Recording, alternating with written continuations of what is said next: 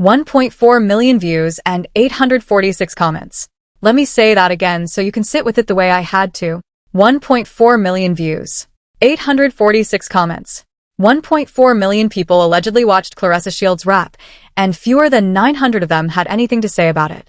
And I'm supposed to believe that's organic? I'm supposed to believe that millions of people suddenly discovered the single greatest female boxer of all time as a musician. On the exact same week, she signed an $8 million entertainment deal, and they all showed up in silence? Because that's what you're asking me to swallow. That's what this whole rollout has been asking us to swallow since the press conference where she sat there looking like she just got caught with her hand in the register. You remember that press conference. You saw the energy. You saw the body language. That was not the posture of a woman who believed what she was about to say. That was the posture of somebody who knew the receipt was already in the group chat. And look, I know how this goes. Every time somebody says the quiet part out loud about the great one, the defenders come out with the exact same script. She's a legend. She's the GWAT. Why would she need to buy views? Why would the greatest boxer in the history of the sport, male or female, need to inflate a music video? That's the question, isn't it? That's the beautiful part.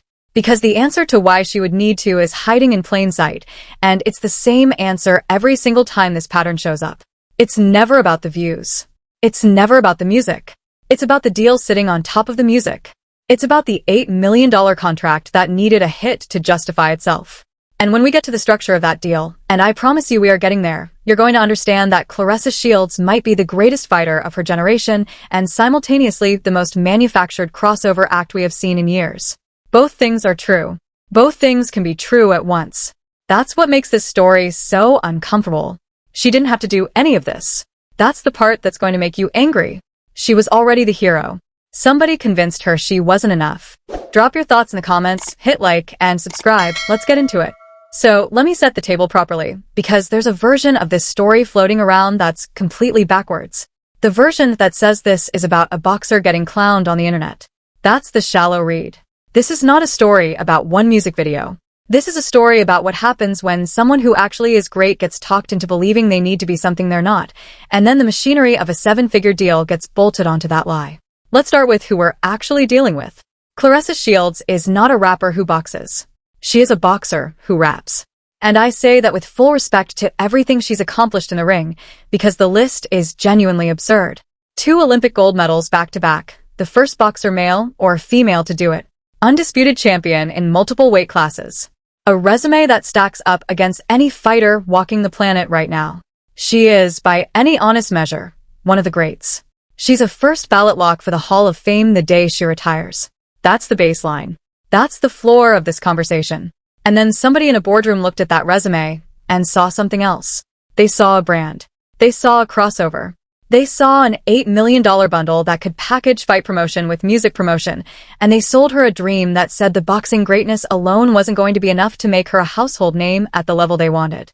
Now here's where it gets complicated, because I'm not going to sit here and pretend Claressa Shields hasn't talked her own talk. She called the press conference to announce this deal, a first-of-its-kind structure between Win Records and Salida Promotions, guaranteeing her a minimum of $8 million, according to CBS Sports and everybody else who covered it. First of its kind. Think about those 3 words for a second, because that's the language of salesmanship. That's the language of a press release trying to will something into existence. And at that same press conference, she did something that everybody kind of chuckled at in the moment but nobody circled. She positioned herself as an A-list celebrity. She said the words. She talked about being a star, about being a singer, about being somebody who doesn't have time for people who doubt her. She put the A-list crown on her own head in front of the cameras. And that instantly raised the bar for everything she does publicly, including this music career. You can't demand to be held to the A-list standard and then get upset when people pull out a calculator and measure you against Kim Kardashian, against Beyoncé, against your actual peers. She set the standard herself. The internet just picked the yardstick up. So what actually happened here? Let me lay out the timeline like a fight breakdown because that's what this is. Claressa Shields records a song called Good Life. She debuts it on the From the Block platform, the For Shooters Only page, a platform that, by the way, built its entire reputation on letting raw talent shine before the industry gets to them. That page has over 1 million followers. Over 1 million people following that page. She performs Good Life on their platform, and the video does somewhere in the neighborhood of 15 to 16,000 views over about 10 days. 16,000 views on a page with over 1 million followers. Let that sink in and hold it next to what comes next. Then she posts the exact same record on her own page. And within 8 days, that same video, the same performance, the same song, nothing changed except the page it was sitting on, jumps to 1.4 million views. 1.4 million. In 8 days. On a page whose other videos do between 3,000 and 31,000 views.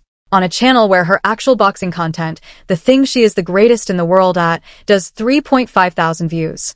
You understand what I'm saying?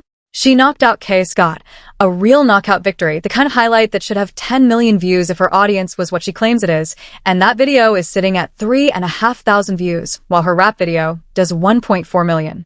That math doesn't move. That kind of math doesn't happen organically. That kind of math is manufactured. And the stakes here are not just internet embarrassment. Let's be real about what's actually on the table, because this is the part people keep missing. Number 1, musical stakes.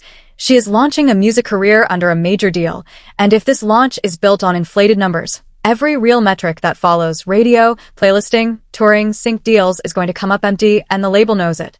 Number 2, cultural stakes.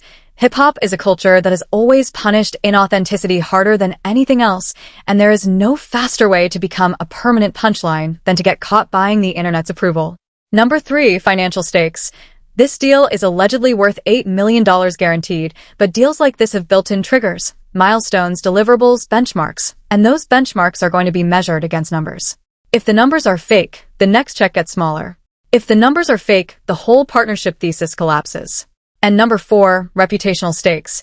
And this is the one that breaks my heart a little because it's real. She is the greatest female boxer who has ever lived, and she is risking that entire legacy for a music video, for a hobby, for somebody else's dream of what she should be. The GWAT doesn't need to be a rapper. But somewhere along the line, somebody made her feel like she did. So let's get into the surface evidence, because I promised you receipts, and I don't say that lightly. I'm going to read these numbers like they're a fight card, because they're about to expose more than Claressa Shields' streaming stats. They're about to expose an entire business model. Evidence number 1 is the ratio. This is the most basic forensic tool in the game, and it's the one that never lies. You take the view count, and you compare it to the engagement, the likes, the comments, the shares. Real views come with the proportional amount of interaction. It's not a perfect science, but it's a damn good tell. Young Miami drops Spin That, a genuine hit, the kind of record that moves through the culture, through TikTok, through every car window in the city. That video sits at roughly 8 million views with over 200,000 likes. Let's do that math together. That's somewhere around 25 likes for every 1,000 views. That's a living, breathing audience. Now bring it back to good life. 1.4 million views and somewhere in the neighborhood of 10,000 likes. That's roughly 7 likes per 1,000 views. And 846 comments. 846 comments on a video that allegedly 1.4 million human beings watched. If even a fraction of those people were real, if even a fraction of them cared, you would have tens of thousands of comments. We have seen cat videos with more comment engagement than this. We have seen a man stub his toe in a parking lot with 900,000 views and 8,000 comments. You cannot tell me 1.4 million people watched a controversial figure drop a music video and 800 of them had something to say. That's not silence. That's absence. That's a video with no audience at all, wearing a costume made of numbers. Evidence number 2 is the spike pattern, and this one is straight out of the textbook. The way bot views work is not a mystery. It's a pattern, and once you've seen it, you see it everywhere. A video sits at nothing, then suddenly jumps 30,000, then 60,000, then it's climbing in these clean, consistent steps, 30,000, 50,000, 100,000, like somebody is turning a dial. Real viral growth does not look like that. Real viral growth is chaotic. It spikes in the middle of the night because somebody with 1 million followers shared it. It breathes. It moves with the culture. It responds to the news cycle. This video allegedly shot up in a straight line like a metronome, like a paycheck, like a subscription service somebody forgot to cancel on time. And here's the thing, I actually asked out loud, the way you do when you're trying to make sense of nonsense. How much does 1 million views cost? And the answers that come back from the services themselves are consistent. Buying 1 million YouTube views runs somewhere between $2,000 and $6,000, depending on the quality of the source and the targeting. $2,000 to $6,000. Now, let's talk about Claressa Shields' alleged $8 million deal. Let's talk about a woman who is just guaranteed $8 million, allegedly, and who reportedly spent less than what her own Fight Week hotels cost to buy herself a hit single. When you have $8 million, $6,000 is nothing. Which is exactly the point. The people who do this don't feel it. It's a rounding error. It's the cost of doing business, if you've convinced yourself the business requires it. Evidence number 3 is the comparison grid, and this is where it gets embarrassing, so let's be gentle. I'm going to line Claressa Shields up against the actual A-list standard she demanded. Usher surprises her at an event, 12,000 views. Mayweather vs. Crawford breakdown video, 2.9 thousand views. Black excellence content, 25,000 views. Her weigh-in for a title fight, 16,000 views. Media workouts, 6,000, 10,000, 7,000, 11,000, 14,000. Her actual fight content, the knockout, the reason people should care about her at all, 3.5 thousand views. And then there's the rap video, 1.4 million. 8 days. Do you see the problem? She is a boxer, and her boxing videos underperform.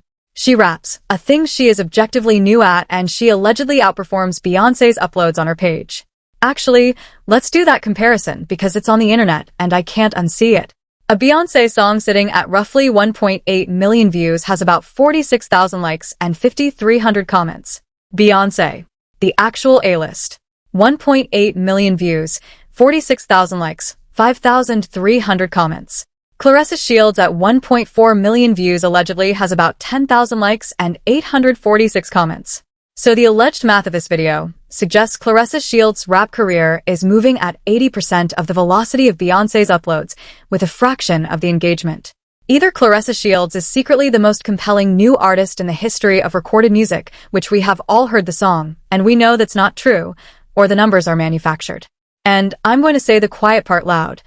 The numbers are manufactured.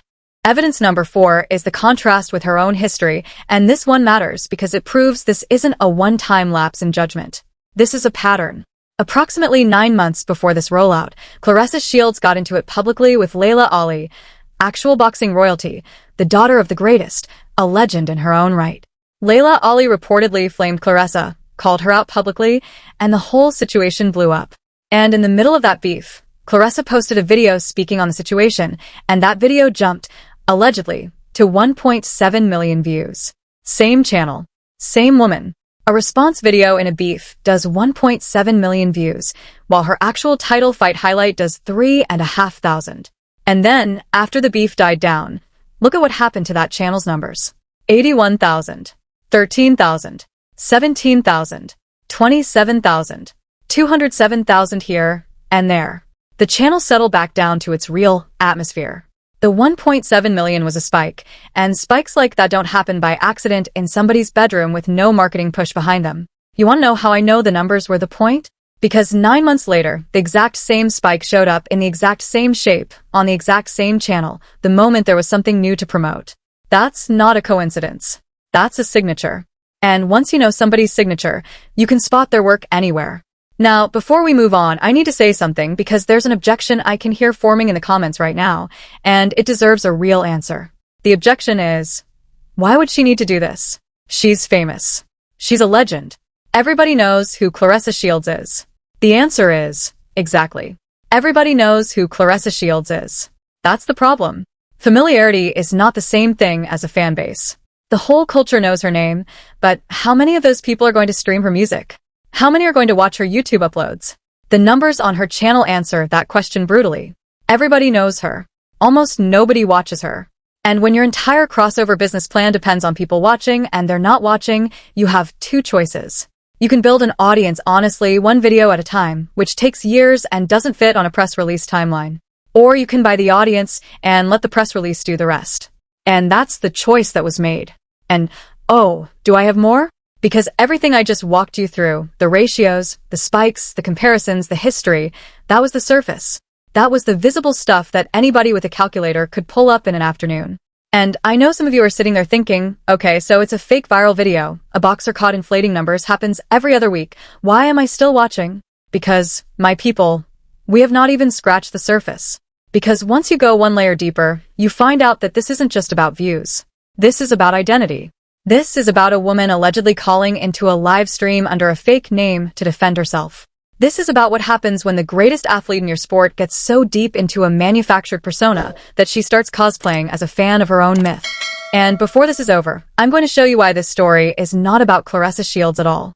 It's about the machinery that made her, and what that machinery does to everybody it touches. Baby Ponytail Nation, I see you typing already. Save the energy. We're just getting warmed up. Let's go to the cultural layer now, because this is where the receipts get personal. And I'll start with the comments, because the comments are the truest document in this whole story. You can buy views, but you can't buy the way people actually feel, and the way people actually feel about this rollout is all over that comment section. I'm reading these like I'm reading a public deposition, because that's what they are. One commenter said she definitely got them phones running overtime, popping the video like Diddy. Another one said the good life comes with good values and effort to sustain prizes. I had to read that one twice too, because it's the kind of comment you're not sure is defending her or roasting her. And then you got the direct ones. Somebody said y'all buying views, and that comment has 50 likes. 50 people liked a comment calling her out directly on her own video. You understand what that means? On the video itself, in the middle of whatever crowd the algorithm was paid to gather, the highest energy comment is the one calling out the fraud. There are comments calling the song hot garbage. There are comments saying the lyrics and Claressa sit the F down, and that one had real support. There are comments I genuinely cannot repeat in polite company, and I'm not a polite company kind of channel, but even I have limits. The point is the internet felt this one. The internet smelled the smoke before we found the fire. And then there's the bragging, which is my favorite part of this whole saga, because it's the part where the mask really slips. Claressa Shields posted on her page, allegedly bragging about the numbers. Something to the effect of, I dropped my opponent and didn't drop. Good life is doing numbers. Come take a look into the good life. Now, let's appreciate the audacity of that post in full context. She had just beaten Kay Scott, a real fighter, a real victory, which I already told you got 3,500 views on her channel. And her response to that reality was not anger at a platform that ignores greatness. Her response was not to engage with the fans who actually show up. Her response was to brag about a number that the entire comment section was already calling out as fraudulent. She bragged about the one thing that everybody could prove was manufactured. That's not confidence. That's a person reciting a press release in a language she doesn't speak. And I want to make sure I'm being fair here, because fairness matters even when the target deserves the smoke. It is possible that Claressa Shields genuinely believes the numbers are real. It is possible that she was told the numbers were real. It is possible that she is not the architect of this fraud, but its first victim. And I actually think that's exactly what happened, and I'll show you why when we get to the machinery. But here's the thing about believing your own press release. The internet does not care what you believe. The internet only cares what it can verify. And what it can verify is a dead comment section on a live stream of a viral moment. That dead comment section, by the way, became a whole ecosystem of its own. Because once the story caught, everybody who follows combat sports and hip-hop felt the need to weigh in, and the weigh-ins were brutal. We had Shakur Stevenson's Orbit getting involved. There's reportedly a video floating around with her in it that had people commenting dumpster juice and asking what did I just watch. We had reaction channels running full breakdowns of the numbers. We had boxing pages and music pages running the same calculus I just ran for you, because once you see the ratio, you can't unsee it. And most importantly, we had the same conversation happening in every comment section, in every group chat, on every podcast that covers either sport. The greatest female boxer of all time is out here getting roasted like a debutante with a rented sound. And I want to pause here for a second of genuine nuance, because I promised you I'd do this honestly. There is a legitimate counterargument that goes like this. Maybe she just has a weird fan base. Maybe her boxing fans don't translate to YouTube, but her music fans are a different demographic that found her through the platform, through the live performance, through the algorithm. It's possible, right? It's technically possible. And there are artists who genuinely blow up overnight. We've all seen it, the underdog story, the random freestyle that goes nuclear. The difference is, when that happens, the comment section explodes. When that happens, the song is on everyone's lips. It's in every TikTok. It's playing in every barbershop. You can't fake the cultural footprint of an actual hit. And we looked for the footprint. We looked for people singing the song. We looked for dances. We looked for radio play, for playlists, for anybody in the culture co-signing the record organically. And we found crickets. 1.4 million views, and not a single echo in the culture. That's not a hit. That's a hallucination with a thumbnail. And then the cherry on top. The one piece of cultural evidence that actually changed the entire picture for me. And I need you to understand how this story hit the mainstream, because it's the most perfect detail in the whole saga. The story that broke was that Claressa Shields, allegedly, reportedly, according to multiple outlets covering the fallout, called into a YouTube live stream under a fake persona to defend herself. Let me slow that down because I want you to feel the weight of it. The greatest female boxer of all time. The woman who demands A-list treatment. The woman who has headlined cards in front of live audiences and knocked out opponents in front of cameras. Reportedly made a phone call, disguised as an anonymous fan, to a commentary live stream to argue with people about her reputation. And reportedly blew her own cover mid-argument. I'm not going to sit here and pretend I have the full transcript, because I don't, and I'm not going to invent details that aren't public. What I can tell you is that the story was reported by outlets including Yahoo Sports, and it instantly became the defining image of this whole saga. Because think about what that move reveals.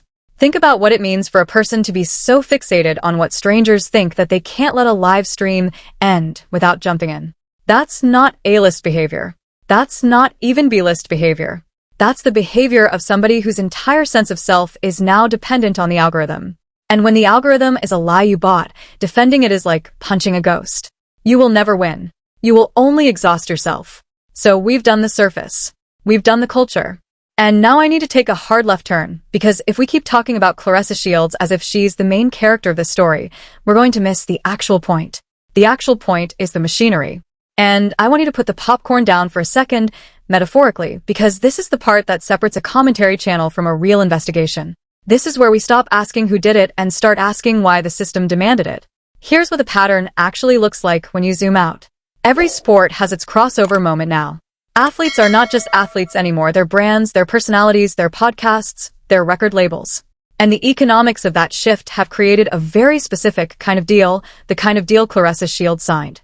An $8 million guaranteed partnership between a record label and a fight promotion company, allegedly, reportedly, structured so that her music career and her boxing career are marketed as one product. Now, let me ask you a question that nobody in the commentary space has been asking, and it's the question at the heart of everything. If you're a record label and you just committed $8 million to a boxer's music career, what do you need to see to believe that investment was worth it? You need a hit. You need numbers. You need the story of success that justifies the next deal, the next sponsorship, the next press release. You need, in the language of the industry, a narrative. And narratives in the music business don't come from organic growth, because organic growth is slow and it's messy, and it doesn't respect quarterly timelines. Narratives come from manufactured moments. The breakthrough single, the viral video, the sold-out announcement. And in 2026, the most reliable way to manufacture a narrative is to buy the numbers and let the media launder them into truth. Now, I want to be really clear about something because I'm about to say something that sounds conspiratorial, and it's actually just business. I'm not saying Win Records personally logged into a view-buying service and clicked purchase. I'm not saying anybody at Salida Promotions knew anything about any of this. What I'm saying is much more insidious and much more true to how the industry actually works. The deal created the incentive. The deal made the lie necessary. When you structure an $8 million partnership around a music career, you create an environment where the numbers have to work, where the failure of the music is not a personal disappointment, but a contractual problem. And in that kind of environment, nobody has to say the words by views. The pressure does the work.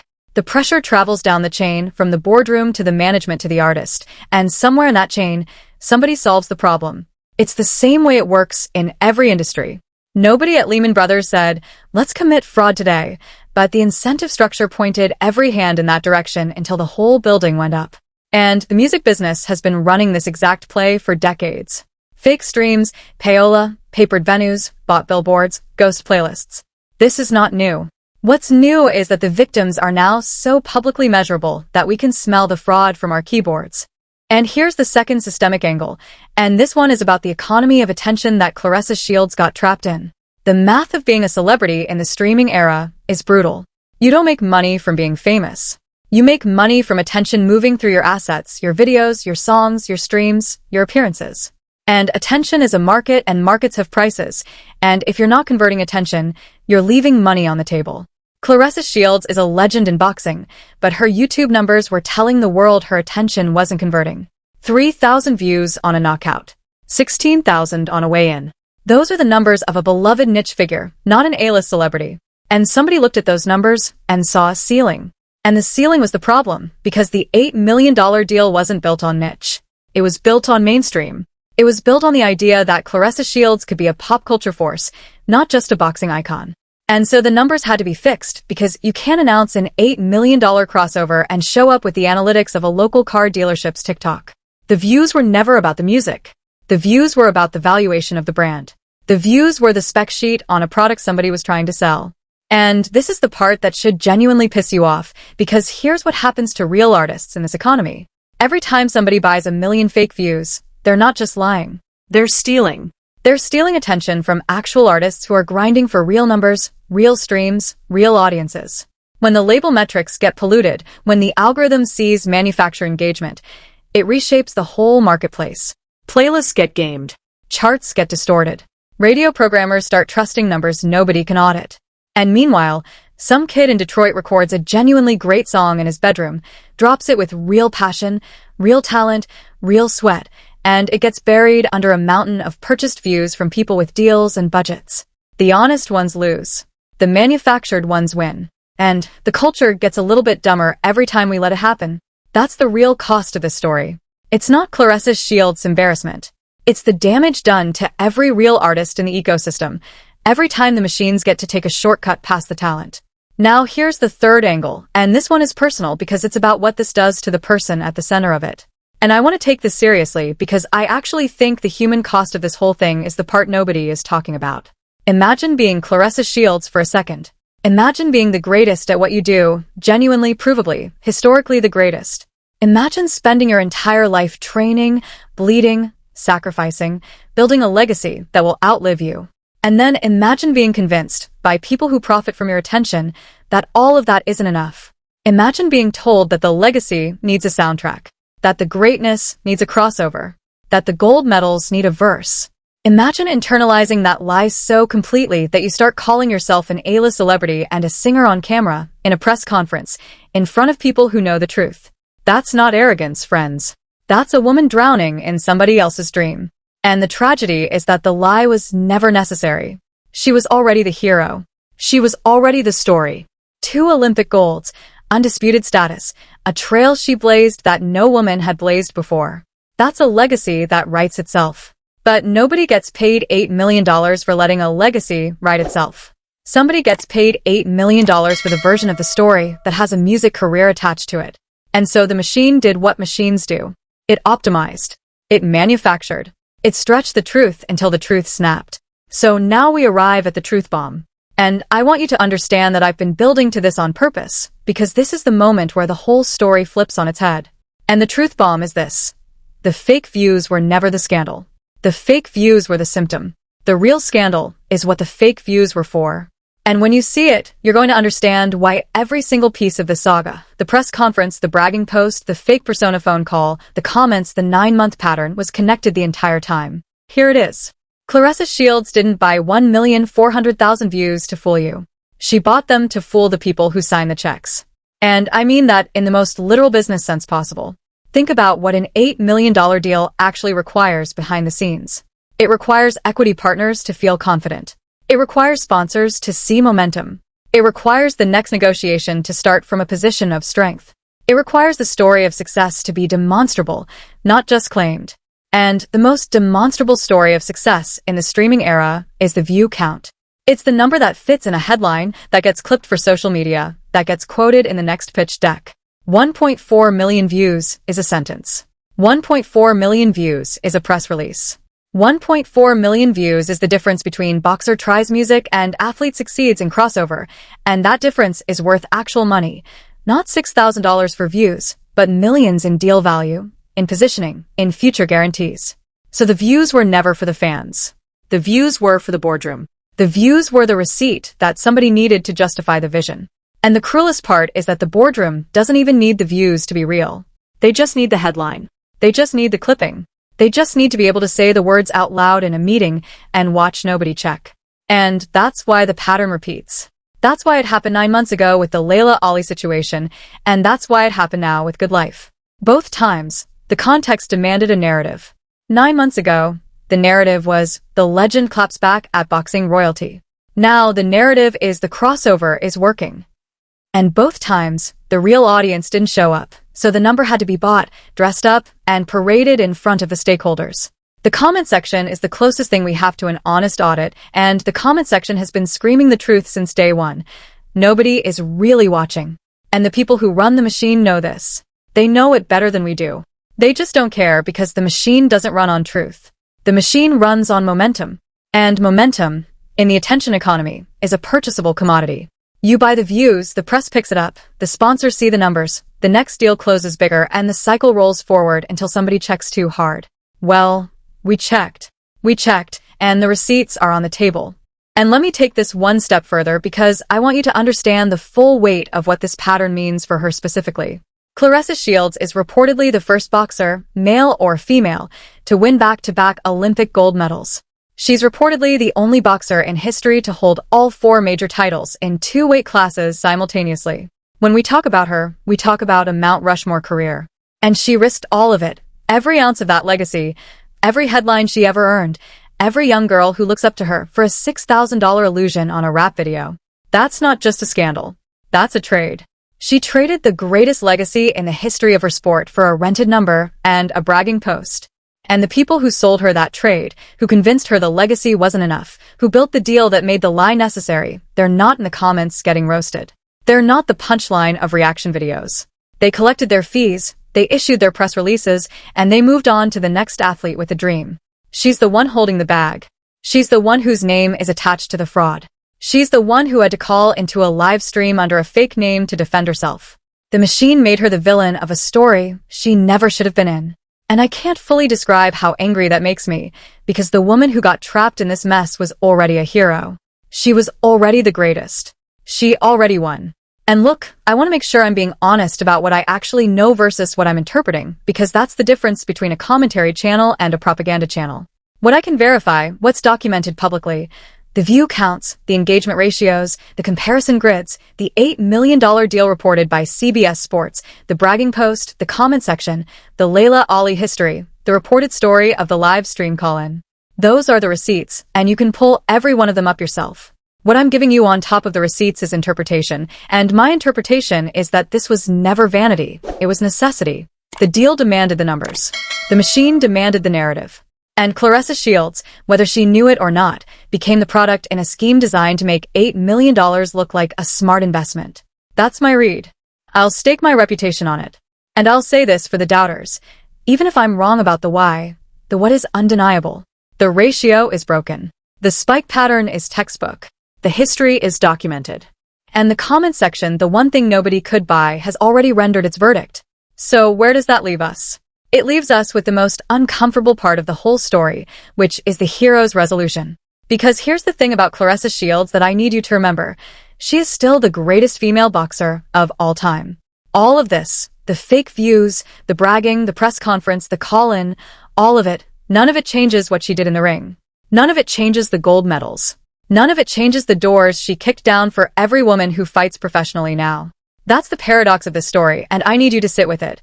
The same woman who is currently the internet's favorite punchline is also a genuine, bona fide, historically important champion. And I think the reason this story has grabbed the culture the way it has is precisely because we can't write her off. If this were some nobody, nobody would care. The reason we care is that she's great. The reason the betrayal cuts deep is that she didn't need any of this. And that's exactly why her redemption arc is still available to her, if she wants it. Because here's what a real hero does with a moment like this. A real hero doesn't double down. A real hero doesn't call into live streams. A real hero doesn't post bragging updates on a number everyone can disprove. A real hero looks at the receipts, closes the laptop, and remembers who she actually is. And what I want everybody to understand is that the path is still there. She can drop the rapper persona tomorrow, and nobody can take the gold medals away. She can let the music career die quietly, and her legacy doesn't lose 1 gram of weight. She can walk into her next fight, beat whoever they put in front of her, and remind the world that the A-list standard she should be held to is the one she built with her fists, not the one she rented with a streaming service. The apology tour would be painful, and it should be, but the great ones are the ones who can take the hit and keep moving. And if there's one person on this planet who knows how to take a hit and keep moving, it's Claressa Shields. The question is whether the woman who called into that live stream is the same woman who walked out of that Olympic ring. I'd like to believe she is. That's the part of this I'm rooting for. That's the part where I stop being a critic and become a fan again. And let me leave you with the contrast that this whole story reduces to, because it's the one-liner that's been forming in my head since I saw the comment section. While Claressa Shields was allegedly paying $6,000 for the internet's attention, Young Miami was getting 100,000 likes on a song the culture actually sang, and Beyoncé was collecting numbers that breath. Real greatness doesn't need a receipt. Real greatness moves like a body in the ring. You can't fake the sweat. You can't buy the crowd noise. You can't Photoshop the look in somebody's eyes when they realize they just watched something historic. And that's the standard, for her and for everybody. The right person can win this story. The right version of Claressa Shields, the boxer, the champion, the pioneer, can absolutely win this story. She just has to stop fighting the ghost of a career somebody else designed for her and start defending the legacy she actually earned. The evidence is all right there, in the ring, where it's always been. And this is only the start, because this story is nowhere near finished, and you're going to want to be here for what comes next. Watch for the next music rollout and see if the numbers suddenly make sense, if the engagement ratio gets real, if the comment section starts breathing. That tells you somebody in that building heard the criticism and made a change. Watch for what happens to the $8 million deal when the next benchmark comes due, because a deal built on manufactured momentum has a very specific way of collapsing, and it's usually silent. And watch for the fight promotion side of this, because the same machine that packaged her music is packaging her fights, and the question of whether the box office matches the bravado is going to be answered in front of a live crowd, where there's no algorithm to save you. 3 things to track. 3 open loops. I'll be watching all of them. And now, the part where I make you an offer you're not going to want to refuse. You think 1.4 million fake views is the wildest thing attached to the saga? That's the warm-up. That's the appetizer. The real story is the one where a boxing legend allegedly picked up the phone, disguised her voice, and argued with strangers on the internet about her own reputation, and you've only heard the summary. I've been digging into what that moment actually means, what it says about the psychology of manufactured fame, and why the people closest to her reportedly didn't stop it. It's the darkest chapter of this whole saga, and next time, I'm going to show you exactly how deep the rabbit hole goes. You already know the numbers don't lie. Wait until you hear what the voice on the phone said. I'll see you in the next one.